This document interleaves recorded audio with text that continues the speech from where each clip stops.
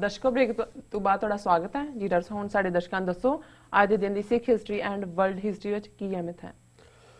ਸਿੱਖ ਇਤਿਹਾਸ ਦੇ ਹਵਾਲੇ ਨਾਲ 1844 ਚ ਅੱਜ ਦੇ ਦਿਨ ਸੁਚੇਤ ਸਿੰਘ ਡੋਗਰਾ ਆਪਣੇ ਭਤੀਜੇ ਹੀਰਾ ਸਿੰਘ ਡੋਗਰੇ ਦੇ ਹੱਥੋਂ ਮਾਰਿਆ ਗਿਆ ਜੀ। ਇਹ ਡੋਗਰੇ ਧਿਆਨ ਸਿੰਘ, ਗੁਲਾਬ ਸਿੰਘ, ਸੁਚੇਤ ਸਿੰਘ ਤਿੰਨੋਂ ਹੀ ਭਰਾ ਸਨ। ਬੜੇ ਲੋਅਰ ਲੈਵਲ ਦਾ ਇਹਨਾਂ ਦਾ ਪਰਿਵਾਰਕ ਪਿਛੋਕੜ ਸੀ ਜੀ, ਕਿਉਂਕਿ ਲੋਅਰ ਲੈਵਲ ਜਦੋਂ ਮੈਂ ਕਿਹਾ ਈਵਨ ਉਹਨਾਂ ਦੀ ਜ਼ਬਾਨ 'ਚ ਵੀ, ਕਿਉਂਕਿ ਇੱਕ ਸਟੇਜ ਤੇ ਜਦੋਂ ਧਿਆਨ ਸਿੰਘ ਦੇ ਮੁੰਡੇ ਹੀਰਾ ਸਿੰਘ ਦਾ ਵਿਆਹ ਸੰਸਾਰ ਚੰਦ ਕਟੋਚੀਆ ਕਾਂਗੜੇ ਦੀ ਕੁੜੀ ਨਾਲ ਮਹਾਰਾਜਾ ਰਣਜੀਤ ਸਿੰਘ ਨੇ ਕਰਨਾ ਚਾਹਿਆ ਤੇ ਉਹਨਾਂ ਨੇ ਇਨਕਾਰ ਕਰ ਦਿੱਤਾ ਸੀ। ਉਹਦੇ ਭਰਾ ਨੇ ਵੀ, ਅਨੁਰਾਗ ਸਿੰਘ, ਉਹਨਾਂ ਨੇ ਕਿਹਾ ਜੀ ਅਸੀਂ ਰਾਜਪੂਤ हैं, ਇਹ ਆਪਣੇ ਆਪ ਨੂੰ ਜਾਲੀ ਰਾਜਪੂਤ ਨੇ, ਅਸੀਂ ਇਹਨਾਂ ਦੇ ਨਾਲ ਨਹੀਂ ਕਰਨਾ, ਕਿਉਂਕਿ ਬਹੁਤ ਲੋ ਲੈਵਲ ਤੋਂ ਇਹ ਆਏ ਸੀ। ਲੇਕਿਨ ਸਿੱਖ ਰਾਜ ਦੇ ਵਿੱਚ ਧਿਆਨ ਸਿੰਘ ਪ੍ਰਾਈਮ ਮਿਨਿਸਟਰ ਬਣ ਗਿਆ, ਗੁਲਾਬ ਸਿੰਘ ਕਰਤਿਆਂ ਧਰਤਿਆਂ ਚੋਂ ਆ ਗਿਆ, ਸੁਚੇਤ ਸਿੰਘ ਵੀ ਜਿਹੜਾ ਪ੍ਰਮੁੱਖ ਅਹੁਦੇਦਾਰਾਂ ਚੋਂ ਸੀ, ਰਾਜਰੇ ਨੂੰ ਵੀ ਰਾਜਾ ਟਾਈਟਲ ਦਿੱਤਾ ਹੋਇਆ ਸੀ ਰਾਜੇ ਦਾ।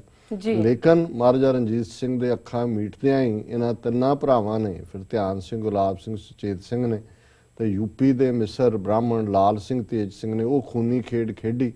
ਜਿਵੇਂ ਰਣਜੀਤ ਸਿੰਘ ਦਾ ਇੱਕ ਤੋਂ ਬਾਅਦ ਇੱਕ ਮੁੰਡਾ ਮਾਰਿਆ, ਕਿਵੇਂ ਲਾਹੌਰ ਦਰਬਾਰ 'ਚ ਇਹਨਾਂ ਨੇ ਜਿਹੜਾ ਹੈ ਉਹ ਆਪਣਾ, ਕਿਉਂਕਿ ਇਹਨਾਂ ਦੀ ਚਾਹਨਾ ਸੀ ਧਿਆਨ ਸਿੰਘ ਦੀ ਕਿ ਮੇਰਾ ਮੁੰਡਾ ਹੀਰਾ ਸਿੰਘ ਜਿਹੜਾ ਜਿਹਨੂੰ ਮਹਾਰਾਜਾ ਰਣਜੀਤ ਸਿੰਘ ਬਹੁਤ ਪਿਆਰ ਕਰਦਾ ਸੀ, ਆਪਣਾ ਬੱਚਾ ਸਮਝਦਾ ਸੀ, ਰਾਜੇ ਦਾ ਖਿਤਾਬ ਉਹਨੂੰ ਵੀ ਦਿੱਤਾ ਹੋਇਆ ਸੀ ਕਿ ਉਹਨੂੰ ਬਾਦਸ਼ਾਹ ਬਣਾਉਣਾ। ਔਰ ਇਹਦੇ ਉਹ ਉਦੋਂ ਹੀ ਬਣ ਸਕਦਾ ਸੀ ਕਿ ਪਹਿਲਾਂ ਰਣਜੀਤ ਸਿੰਘ ਦੇ ਆਪਣੇ ਜਿਹੜੇ 5 ਮੁੰਡੇ ਸੀ ਉਹ ਇੱਕ ਤੋਂ ਬਾਅਦ ਇੱਕ ਮਾਰੇ ਜਾਂਦੇ।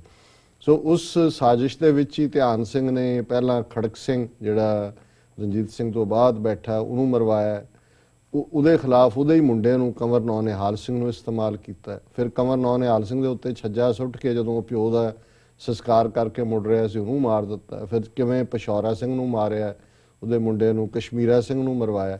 ਸੋ ਉਸ ਸਾਰੇ ਦੇ ਵਿੱਚ ਫਿਰ ਅਖੀਰ ਕਿਉਂਕਿ ਸ਼ੇਰ ਸਿੰਘ ਜਿਹੜਾ ਰਣਜੀਤ ਸਿੰਘ ਦੇ ਮੁੰਡੇ ਨੂੰ ਬਿਠਾ ਕੇ ਤਖਤ ਤੇ ਫਿਰ ਧਿਆਨ ਸਿੰਘ ਪ੍ਰਾਈਮ ਮਿਨਿਸਟਰ ਬਣ ਗਏ। ਔਰ ਇਹ ਪੀਰੀਅਡ ਸੀ ਕਿ ਸੰਧਾਵਾਲੀਆ ਸਰਦਾਰਾਂ ਨੇ ਫਿਰ ਜਿੱਥੇ ਸ਼ੇਰ ਸਿੰਘ ਤੇ ਉਹਦੇ ਅੱਗੋਂ ਮੁੰਡੇ ਵੀ ਪ੍ਰਤਾਪ ਸਿੰਘ 9-10 ਸਾਲ ਦਾ ਸੀ ਉਹਨੂੰ ਵੀ ਮਾਰਤਾ। ਤੇ ਵਾਪਸ ਮੁੜਦੇ ਆ ਜਦੋਂ ਕਿਲੇ ਦੇ ਅੰਦਰ ਧਿਆਨ ਸਿੰਘ ਡੋਗਰਾ ਮਿਲਿਆ ਤੇ ਇੱਕ ਜਿਹੜਾ ਗੁਰਮੁਖ ਸਿੰਘ ਲਾਂਗਰੀ ਸੀ ਜਾਂ ਕੌਣ ਸਨ, ਉਹਨਾਂ ਨੇ ਕਿਹਾ ਇਹਨਾਂ ਨੂੰ ਸੰਧਾਵਾਲੀਆਂ ਨੂੰ ਕਿ ਜੇ ਤੁਸੀਂ ਦੇਗ ਬਾਰੇ ਜਿਹੜੇ ਨੇ ਉਹ ਬਦਲੇ ਨੇ ਤਾਂ ਕੜਛੇ ਵੀ ਬਦਲ ਦਿਓ ਨਾਲ ਹੀ। ਤਾਂ ਉਹਨਾਂ ਨੇ ਨਾਲ ਹੀ ਧਿਆਨ ਸਿੰਘ ਨੂੰ ਵੀ ਮਾਰ। ਸੋ ਧਿਆਨ ਸਿੰਘ ਤਾਂ ਮਾਰਿਆ ਗਿਆ। ਹੀਰਾ ਸਿੰਘ ਬਾਅਦ ਦੇ ਵਿੱਚ ਪੰਡਤ ਜੱਲਾ ਇੱਕ ਹੋਰ ਜਿਹੜਾ ਤੋਸ਼ੇਖਾਨੇ ਦਾ ਇੰਚਾਰਜ ਸੀ ਉਹਦੇ ਨਾਲ ਲਾਹੌਰ ਤੋਂ ਖਜ਼ਾਨਾ ਲੈ ਕੇ ਦੌੜ ਰਿਹਾ ਸੀ। ਉਹ 30-35 ਮੀਲ ਦੂਰ ਲਾਹੌਰ ਤੋਂ ਸ਼ਾਮ ਸਿੰਘ ਅਟਾਰੀ ਵਾਲਾ ਦੂਜਿਆਂ ਨੇ ਫੜ ਕੇ ਉਹਨੂੰ ਜੱਲੇ ਨੂੰ ਵੀ ਮਾਰਤਾ ਤੇ ਇਹਨੂੰ ਵੀ ਮਾਰਤਾ ਸੀ ਹੀਰਾ ਸਿੰਘ ਨੂੰ। ਪਰ ਇਹ ਹੀਰਾ ਸਿੰਘ ਨੇ ਮਰਨ ਤੋਂ ਪਹਿਲਾਂ ਇਹ ਜਿਹੜਾ ਸੁਚੇਤ ਸਿੰਘ ਹੈ ਇਹ ਇਹਨਾਂ ਦੋਨਾਂ ਭਰਾਵਾਂ ਨਾਲੋਂ ਵੱਖਰਾ, ਇਹਦਾ ਆਪਣਾ ਐਂਬੀਸ਼ਨ ਸੀ ਤੇ ਇਹ ਵੀ ਸੱਦੇ ਦੇ ਉੱਤੇ ਲਾਹੌਰ ਦੇ ਵਿੱਚ ਆ ਕੇ ਆਪਣੀ ਫੌਜ ਦੇ ਨਾਲ ਡੋਗਰਿਆਂ ਦੀ ਹਮਲਾਵਰ ਹੋਇਆ। ਪਰ ਇਹਨੂੰ ਇਹਦੇ ਜਿਹੜਾ ਭਰਾ ਸੀ ਹੀਰਾ ਸਿੰਘ ਨਾ ਇਹਦਾ ਭਤੀਜਾ ਹੀਰਾ ਸਿੰਘ ਜਿਹੜਾ ਧਿਆਨ ਸਿੰਘ ਦਾ ਮੁੰਡਾ, ਉਹਨੇ ਹੀ ਆਪਣੇ ਚਾਚੇ ਨੂੰ ਹੀ ਮਾਰ ਦਿੱਤਾ। ਔਰ ਸ਼ਾਹ ਮੁਹੰਮਦ ਨੇ ਈਵਨ ਇਸ ਦਾ ਨੂੰ ਵੀ ਬਿਆਨ ਕੀਤਾ ਹੈ ਜਿਹੜਾ ਜੰਗ ਹਿੰਦ ਪੰਜਾਬ ਦਾ ਕਿੱਸਾ ਜੀ। 1915 ਚ ਅੱਜ ਦੇ ਦਿਨ ਗਦਰੀ ਆਗੂ ਜਿਨ੍ਹਾਂ ਨੇ ਗਦਰ ਲਹਿਰ ਦੇ ਵਿੱਚ ਮੁੱਖ ਰੋਲ ਅਦਾ ਕੀਤਾ ਉਹਨਾਂ ਨੂੰ ਫਾਂਸੀ ਦਿੱਤੀ ਗਈ। ਜਿਨ੍ਹਾਂ ਨੂੰ ਅੱਜ ਦੇ ਦਿਨ ਫਾਂਸੀ ਦਿੱਤੀ ਗਈ ਉਹਨਾਂ 'ਚ ਕਾਂਸ਼ੀ ਰਾਮ, ਜੀਵਨ ਸਿੰਘ, ਰਹਿਮਤ ਅਲੀ, ਲਾਲ ਸਿੰਘ ਤੇ ਜਗਤ ਸਿੰਘ ਸਨ। 2 ਸਾਲ ਬਾਅਦ 1917 ਚ ਫਿਰ ਅੱਜ ਦੇ ਦਿਨ ਹੀ ਡਾਕਟਰ ਮਥਰਾ ਸਿੰਘ ਨੂੰ ਵੀ ਫਾਂਸੀ ਦਿੱਤੀ ਗਈ ਜੀ। 1955 ਚ ਜਦੋਂ ਕਿ ਇੱਕ ਪਾਸੇ ਪੰਜਾਬੀ ਸੂਬਾ ਲਹਿਰ ਪੂਰੇ ਜ਼ੋਰ ਨਾਲ ਚੱਲ ਰਹੀ ਸੀ, ਪੰਜਾਬੀ ਹਿੰਦੂਆਂ ਦਾ ਜਦੋਂ ਅਸੀਂ ਜ਼ਿਕਰ ਕਰਦੇ ਹਾਂ ਤੇ ਬਹੁਤ ਵਾਰ ਗੱਲ ਇੱਥੇ ਕੀ ਹੁੰਦੀ ਹੈ ਜੀ ਉਹਨਾਂ ਨੇ ਆਪਣੀ ਬੋਲੀ ਹਿੰਦੀ ਲਿਖਾਈ, 1951 ਦੀ ਸੈਂਸਸ 'ਚ ਲਿਖਾਈ, 1961 ਦੀ ਲਿਖਾਈ। ਪਰ ਬਹੁਤ ਵਾਰੀ ਜੇ ਤੁਸੀਂ ਹਿਸਟਰੀ ਟਰੇਸ ਕਰੋ ਕਿ 1950 ਤੋਂ 1966 ਤੱਕ ਪੰਜਾਬੀ ਸੂਬਾ ਬਣਦਾ ਰੋਕਣ ਲਈ ਇਹਨਾਂ ਨੇ ਕੀ ਨਹੀਂ ਕੀਤਾ ਪੰਜਾਬ 'ਚ। ਹਰ ਚੌਥੇ ਦਿਨ ਜਿਹੜਾ ਇਹਨਾਂ ਨੇ ਕੋਈ ਨਾ ਕੋਈ ਕਿਤੇ ਕਾਨਫਰੰਸ ਰੱਖੀ ਹੁੰਦੀ ਸੀ, ਕਦੇ ਫਿਰਕੂ ਫਸਾਦ ਕਰਵਾ ਦਿੰਦੇ ਸੀ ਕਿਉਂਕਿ ਸ਼ਹਿਰਾਂ ਜਿਨ੍ਹਾਂ ਦੀ ਮੈਜੋਰਿਟੀ ਸੀ ਅੰਮ੍ਰਿਤਸਰ, ਜਲੰਧਰ ਸਿੱਖਾਂ ਦਾ ਸਭ ਤੋਂ ਵੱਧ ਨੁਕਸਾਨ ਕਰਦੇ ਸੀ, ਲੁਧਿਆਣੇ 'ਚ।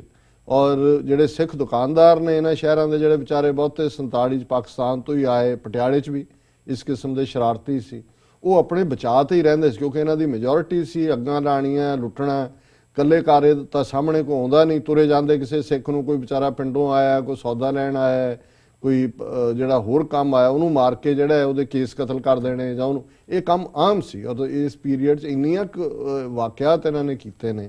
ਔਰ ਜਦੋਂ ਸਿੱਖ ਪੰਜਾਬੀ ਸੂਬਾ ਮੰਗਦੇ ਸੀ ਇਹਨਾਂ ਨੇ ਇੱਕ ਬਰਾਬਰ ਐਜੀਟੇਸ਼ਨ ਸ਼ੁਰੂ ਕੀਤੀ ਹੋਈ ਸੀ, ਮਹਾਂ ਪੰਜਾਬ। ਇਹ ਕਹਿੰਦੇ ਸੀ ਕਿ ਜੀ ਸਿੱਖ ਤਾਂ ਕਹਿੰਦੇ ਨੇ ਵੀ ਸਾਡਾ ਮੈਜੋਰਟੀ ਵਾਲਾ ਸੂਬਾ ਦਿਓ, ਇਹ ਤੁਸੀਂ ਰਾਜਸਥਾਨ ਔਰ ਜੰਮੂ ਕਸ਼ਮੀਰ ਸਭ ਤੋੜ ਕੇ ਮਿਲਾ ਦਿਓ ਤਾਂ ਕਿ ਸਿੱਖ ਬਿਲਕੁਲ ਹੀ ਵਿੱਚੋਂ ਗਾਇਬ ਹੋ ਜਾਣ ਜੀ।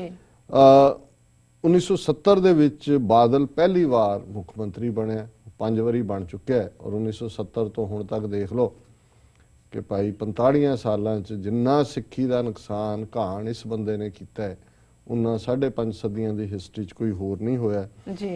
1993 'ਚ ਅੱਜ ਦੇ ਦਿਨ ਜਥਾ ਰਣਜੀਤ ਸਿੰਘ ਨੂੰ ਨਿਰੰਕਾਰੀ ਬਾਬੇ ਔਰ ਉਹਦੀ ਘਰ ਵਾਲੀ ਸੀ ਜਾਂ ਉਹਦਾ ਕਮਾਂਡਰ ਇਨ ਚੀਫ 3 ਕੇਸਾਂ ਦੇ ਵਿੱਚ 3 ਕਨਕਰੈਂਟ ਲਾਈਫ ਸੈਂਟੈਂਸ ਉਮਰ ਕੈਦ ਹੋਈ। ਵਰਲਡ ਹਿਸਟਰੀ 1790 ਚ ਅੱਜ ਦੇ ਦਿਨ ਤਸਮਿਆਂ ਦੀ ਕਾਢ ਨਿਕਲੀ। ਹੁਣ ਤਸਮੇ ਨਾ ਹੁੰਦੇ ਤਾਂ ਅਸੀਂ ਫਿਰ ਬੂਟ ਐਵੇਂ ਢਿੱਲੇ ਢਿੱਲੇ ਹੀ ਹੋਣੇ ਸੀ। ਸ਼ੂ ਲੇਸ ਇਨਵੈਂਟਡ ਜੀ। 1841 ਚ ਪਹਿਲਾ ਸਟੀਮ ਫਾਇਰ ਇੰਜਨ ਨਿਊਯਾਰਕ ਦੇ ਵਿੱਚ ਟੈਸਟ ਹੋਇਆ। 1855 ਚ ਅਬਰਾਹਮ ਗੈਸਨਰ ਨੇ ਕੈਰੋਸੀਨ ਮਿੱਟੀ ਦੇ ਤੇਲ ਦਾ ਪੇਟੈਂਟ ਕਰਵਾਇਆ। 1884 ਚ ਪਹਿਲੀ ਲੌਂਗ ਡਿਸਟੈਂਸ ਫੋਨ ਕਾਲ ਬੋਸਟਨ ਔਰ ਨਿਊਯਾਰਕ ਦੇ ਵਿੱਚ ਹੋਈ। 1912 ਦੇ ਵਿੱਚ ਪਹਿਲਾ ਜਾਪਾਨੀਆਂ ਨੇ ਸਾਨੂੰ ਗਿਫਟ ਕੀਤਾ ਅਮਰੀਕਨਾਂ ਨੂੰ ਚੈਰੀ ਬਲੌਸਮ। ਤੁਸੀਂ ਕਦੇ ਵਾਸ਼ਿੰਗਟਨ ਨਹੀਂ ਗਏ ਹੋਵੋਗੇ, ਉੱਥੇ ਇੱਕ ਚੈਰੀ ਬਲੌਸਮ ਫੈਸਟੀਵਲ ਹੁੰਦਾ। ਨਿੱਕੇ ਨਿੱਕੇ ਚੈਰੀ ਬਲੌਸਮ ਦੇ ਬੂਟੇ ਨੇ ਜਿਹੜੇ ਜਾਪਾਨ ਤੋਂ 1912 ਚ ਲਾਏ ਗਏ ਸੀ, ਉਹ ਇਕੱਠੇ ਹੀ ਖਿੜਦੇ ਨੇ। ਸਾਰੇ ਅਮਰੀਕਾ ਭਰ ਚ ਲੋਕ ਆਉਂਦੇ ਨੇ, ਫੋਟੋਆਂ ਖਿੱਚਦੇ ਨੇ, ਬੜਾ ਖੂਬਸੂਰਤ ਦ੍ਰਿਸ਼ ਹੁੰਦਾ ਹੈ। ਸੋ ਉਹ ਪਹਿਲੀ ਵਾਰੀ ਵਾਸ਼ਿੰਗਟਨ ਡੀਸੀ ਚ 1912 ਚ ਜਾਪਾਨੀਆਂ ਦੀ ਗਿਫਟ ਦੇ ਤੌਰ ਤੇ ਪਲਾਂਟ ਹੋਏ। 1914 ਦੇ ਵਿੱਚ ਪਹਿਲੀ ਸਕਸੈਸਫੁਲ ਬਲੱਡ ਟ੍ਰਾਂਸਫਿਊਜ਼ਨ, ਖੂਨ ਜਿਹੜਾ ਹੈ ਟ੍ਰਾਂਸਫਿਊਜ਼ ਕਰਨਾ ਹੈ, ਬ੍ਰਸਲਸ ਦੇ ਵਿੱਚ ਹੋਇਆ। ਪਹਿਲਾ ਰੇਡੀਓ ਬ੍ਰਾਡਕਾਸਟ ਸ਼ਿਪ ਚੋਂ 1930 ਦੇ ਵਿੱਚ ਹੋਇਆ। ਪੋਲੀਥੀਨ, ਅੱਜ ਅਸੀਂ ਪੋਲੀਥੀਨ ਦੇ ਲਿਫਾਫਿਆਂ 'ਚ ਲਪੇਟਦੇ ਹਾਂ, ਸੁੱਟਦੇ ਹਾਂ। 1933 ਦੇ ਵਿੱਚ ਪਹਿਲੀ ਵਾਰ ਇਹ ਪੋਲੀਥੀਨ ਨੂੰ ਗਿਬਸਨ ਔਰ ਵਿਲੀਅਮ ਉਹਨਾਂ ਨੇ ਡਿਸਕਵਰ ਕੀਤਾ ਜੀ। 1941 ਦੇ ਵਿੱਚ ਬ੍ਰਿਟਨ ਨੇ ਆਪਣੇ ਟ੍ਰਿਨੀਡੈਡ ਦੇ ਜਿਹੜੇ ਬੇਸ ਸੀ, ਆਰਮੀ ਬੇਸ, ਉਹ 99 ਸਾਲ ਲਈ ਅਮਰੀਕਾ ਨੂੰ ਲੀਜ਼ ਕੀਤੇ। ਸੋ ਅਮਰੀਕਾ ਵਾਲਿਆਂ ਨੇ ਟ੍ਰਿਨੀਡੈਡ ਦੇ ਵਿੱਚ ਵੀ ਆਪਣੇ ਬੇਸ ਅਗਲੇ 100 ਸਾਲ ਲਈ ਰੱਖੇ ਹੋਏ ਨੇ। 1944 ਦੇ ਵਿੱਚ ਲਿਥੁਆਨੀਆ ਦੇ ਵਿੱਚ 2000 ਯਹੂਦੀਆਂ ਦਾ ਕਤਲ ਹੋਇਆ ਔਰ 1976 ਚ ਵਾਸ਼ਿੰਗਟਨ ਡੀਸੀ ਦੇ ਵਿੱਚ ਸਬਵੇ ਜ਼ਮੀਨਦੋਜ਼ ਟ੍ਰੇਨ, ਜਿਹਨੂੰ ਮੈਟਰੋ ਵੀ ਕਹਿੰਦੇ ਨੇ, ਇਸ ਦੀ ਸ਼ੁਰੂਆਤ ਹੋਈ। ਜੀ ਡਾਕਟਰ ਸਾਹਿਬ, ਤੁਹਾਡਾ ਬਹੁਤ ਬਹੁਤ ਸ਼ੁਕਰੀਆ। ਹੁਣ ਸਾਡੇ ਦਰਸ਼ਕਾਂ ਨੂੰ ਦੱਸੋ ਅੱਜ ਦਾ ਵਿਚਾਰ। ਅੱਜ ਦੇ ਵਿਚਾਰ ਲਈ ਅਸੀਂ ਭਾਈ ਗੁਰਦਾਸ ਜੀ ਦੇ ਕਵਿਤ ਨੰਬਰ 79 ਨੂੰ ਚੁਣਿਆ ਜੀ। ਬੋਹਿਤ ਪ੍ਰਵੇਸ਼ ਭੈ ਨਿਰਭੈ ਹੋਏ ਪਾਰਗਾਮੀ, ਬੋਹਿਤ ਸਮੀਪ ਬੂੜ ਮਰਤ ਅਭਾਗੇ ਹੈ, ਚੰਦਨ ਸਮੀਪ ਦੁਰਗੰਧ ਸੋ ਸੁਗੰਧ ਹੋਏ, ਦੁਰੰਤਰ ਤਰ ਗੰਧ ਮਾਰਤ ਨਾ ਲਾਗੇ ਹੈ, ਸਹਿਜਾ ਸੰਜੋਗ ਭੋਗ ਨਾਰ ਗਰ ਹਾਰ ਹੋਤ, ਪੁਰਖ ਵਿਦੇਸ਼ ਕੁਲ ਦੀਪਕ ਨਾ ਜਾਗੇ ਹੈ, ਸ਼੍ਰੀ ਗੁਰੂ ਕਿਰਪਾ ਨਿਧਾਨ ਸਿਮਰਨ ਗਿਆਨ ਧਿਆਨ, ਗੁਰਮੁਖ ਸੁਖ ਫਲ ਪਲ ਅਨੁਰਾਗੇ ਹੈ। ਜੀ। ਅਖੀਰ ਦੀ ਕਨਕਲੂਜਨ ਤੋਂ ਹੀ ਗੱਲ ਸ਼ੁਰੂ ਕਰੀਏ ਕਿ ਜਿਹੜਾ ਗੁਰੂ ਦੀ ਕਿਰਪਾ ਦਾ ਪਾਤਰ ਬਣਦਾ ਹੈ ਉਸ ਨੂੰ ਸਤਿਗੁਰੂ ਸਿਮਰਨ ਗਿਆਨ ਧਿਆਨ ਬਖਸ਼ਦੇ ਨੇ ਔਰ ਗੁਰਮੁਖ ਉਸ ਸੁਖ ਰੂਪੀ ਫਲ ਨੂੰ ਮਾਣਦੇ ਆ। ਉਸ ਪਿਆਰੇ ਦੇ ਪਿਆਰ ਵਿੱਚ, ਅਨੁਰਾਗ ਪਿਆਰ ਨੂੰ ਕਹਿੰਦੇ ਨੇ, ਹਮੇਸ਼ਾ ਆਨੰਦ ਦੇ ਵਿੱਚ ਰਹਿੰਦਾ। ਔਰ ਉਹਦੇ ਲਈ ਉਹਨਾਂ ਨੇ ਇਸ ਗੱਲ ਨੂੰ ਕਹਿਣ ਲਈ 3 ਅਲੰਕਾਰ ਵਰਤੇ ਕਿ ਪਹਿਲੀ ਗੱਲ ਬੋਹਿਤ ਪ੍ਰਵੇਸ਼, ਕਿ ਜਿਹੜਾ ਮੁਸਾਫਰ ਜਹਾਜ਼ 'ਚ ਬਹਿ ਜਾਂਦਾ ਹੈ, ਭੈ ਨਿਰਭੈ ਹੋਏ ਪਾਰਗਾਮੀ, ਉਹਨੂੰ ਇਹ ਫਿਕਰ ਨਹੀਂ ਹੁੰਦਾ ਕਿ ਮੈਂ ਹੁਣ ਪਾਰ ਨਹੀਂ ਜਾਣਾ, ਉਹਨੂੰ ਪਤਾ ਵੀ ਮੈਂ ਪਾਰ ਪਹੁੰਚ ਜਾਣਾ। ਬੋਹਿਤ ਸਮੀਪ ਬੂੜ ਮਰਤ ਅਭਾਗੇ, ਕਈ ਜਹਾਜ਼ ਦੇ ਨੇੜੇ ਪਹੁੰਚ ਜਾਂਦੇ ਨੇ ਪਰ ਜਹਾਜ਼ 'ਚ ਬਹਿ ਨਹੀਂ ਸਕਦੇ, ਉਹ ਅਲਟੀਮੇਟਲੀ ਡੁੱਬ ਜਾਂਦੇ ਨੇ। ਜੀ। ਇਸੇ ਤਰ੍ਹਾਂ ਜਿਹੜੇ ਦਰਖਤ ਚੰਦਨ ਦੇ ਦਰਖਤ ਦੇ ਨੇੜੇ ਹੁੰਦੇ ਨੇ ਉਹ ਸਾਰੇ ਹੀ ਖੁਸ਼ਬੂ ਨਾਲ ਭਰ ਜਾਂਦੇ ਨੇ। ਚੰਦਨ ਸਮੀਪ ਦੁਰਗੰਧ ਸੋ ਸੁਗੰਧ ਹੋਏ, ਦੁਰੰਤਰ ਤਰ ਗੰਧ ਮਾਰਤ ਨਾ ਲਾਗੇ, ਜਿਹੜੇ ਦਰਖਤ ਦੂਰ ਨੇ ਉਹ ਦੁਰਗੰਧ ਦੇ ਵਿੱਚ ਹੀ ਰਹਿੰਦੇ ਨੇ।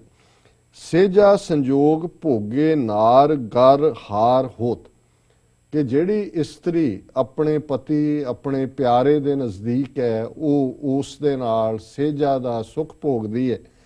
ਪੁਰਖ ਵਿਦੇਸ਼ ਕੁਲ ਦੀਪਕ ਨਾ ਨਾਗੇ ਹੈ, ਕਿ ਜਿਹੜੀ ਔਰਤ ਦਾ ਪਤੀ ਪਰਦੇਸ ਹੈ ਉਹ ਤਾਂ ਉਸ ਘਰ ਦੇ ਵਿੱਚ ਤਾਂ ਦੀਵਾ ਵੀ ਨਹੀਂ ਬਣਦਾ, ਉਹ ਤਾਂ ਉਸ ਬੈਰਾਗ ਦੇ ਵਿੱਚ ਹੁੰਦੀ ਹੈ ਕਿ ਮੇਰਾ ਪਤੀ ਪਿਆਰਾ ਮੇਰੇ ਕੋਲ ਨਹੀਂ ਹੈ। ਇਸੇ ਤਰ੍ਹਾਂ ਜਿਹੜਾ ਗੁਰੂ ਦਾ ਪਿਆਰ ਹੈ, ਸ਼੍ਰੀ ਗੁਰੂ ਕਿਰਪਾ ਨਿਧਾਨ ਸਿਮਰਨ ਗਿਆਨ ਧਿਆਨ, ਜਿਹੜਾ ਗੁਰੂ ਦੀ ਸ਼ਰਨ ਦੇ ਵਿੱਚ ਆਉਂਦਾ ਹੈ, ਸਤਿਗੁਰੂ ਨੂੰ ਸਿਮਰਨ ਗਿਆਨ ਧਿਆਨ ਦਿੰਦੇ ਨੇ, ਗੁਰਮੁਖ ਸੁਖ ਫਲ ਪਲ ਅਨੁਰਾਗੇ ਹੈ ਔਰ ਉਸ ਸੁਖ ਰੂਪੀ ਨਾਮ ਦੇ ਨਾਲ ਗੁਰਮੁਖ ਹਮੇਸ਼ਾ ਪਿਆਰ ਦੇ ਵਿੱਚ ਰਹਿੰਦਾ ਹੈ, ਅਨੁਰਾਗ ਦੇ ਵਿੱਚ ਰਹਿੰਦਾ ਹੈ। ਜੀ ਡਾਕਟਰ ਸਾਹਿਬ, ਤੁਹਾਡਾ ਬਹੁਤ ਬਹੁਤ ਧੰਨਵਾਦ। ਤੁਸੀਂ ਅੱਜ ਦਾ ਵਿਚਾਰ ਸਾਡੇ ਦਰਸ਼ਕਾਂ ਨਾਲ ਸਾਂਝਾ ਕੀਤਾ। ਇਸ ਨਾਲ ਆਪਣੇ ਵਿਊਅਰਸ ਕੋਲ ਲੈਣੇ ਇਜਾਜ਼ਤ। ਵਿਊਅਰਸ, ਤੁਹਾਡਾ ਬਹੁਤ ਬਹੁਤ ਧੰਨਵਾਦ। ਤੁਸੀਂ ਆਪਣੇ ਕੀਮਤੀ ਸਮੇਂ ਵਿੱਚ ਸਮਾਂ ਕੱਢ ਕੇ ਸਾਨੂੰ ਆਪਣੇ ਰਾਏ ਤੇ ਸੁਝਾਅ ਭੇਜੇ ਤੇ ਇਸ ਤਰ੍ਹਾਂ ਭੇਜਦੇ ਰਹਿਣਾ ਸਾਡੇ ਇਸ ਪਤੇ ਤੇ sos@tv84.tv ਤੇ ਅਸੀਂ ਆਪਣਾ ਪ੍ਰੋਗਰਾਮ ਲੈ ਕੇ ਫਿਰ ਦੁਬਾਰਾ ਹਾਜ਼ਰ ਹੋਵਾਂਗੇ। ਤਦ ਤੱਕ ਲਈ ਮੈਨੂੰ ਤੇ ਆਪਣਾ ਨੂੰ ਆਗਿਆ ਦਿਓ ਤੇ ਬੁਲਾ ਦਿਓ ਫਤਿਹ। ਵਾਹਿਗੁਰੂ ਜੀ ਕਾ ਖਾਲਸਾ, ਵਾਹਿਗੁਰੂ ਜੀ ਕੀ ਫਤਿਹ।